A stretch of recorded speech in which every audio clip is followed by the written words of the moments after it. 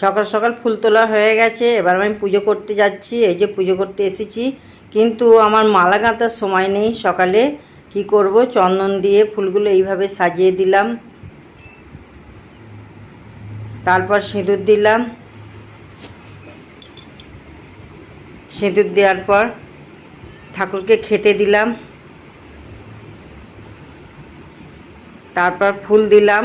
ঠাকুরের তারা মায়ের মন্ত্র বলতে বলতে ফুল দিলাম। সবাই ভালো থাকুক, সুস্থ থাকুক, সবাইকে ভালো রাখো মা। তারপর আরতি করলাম, সবার মঙ্গল করো মা। আরতি করে তাপ দিলাম।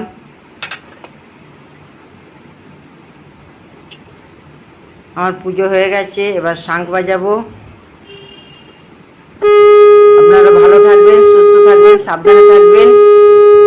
সুপ্রভাত, গুড মর্নিং, শুভ সকাল, বাই বাই। পরে দেখা।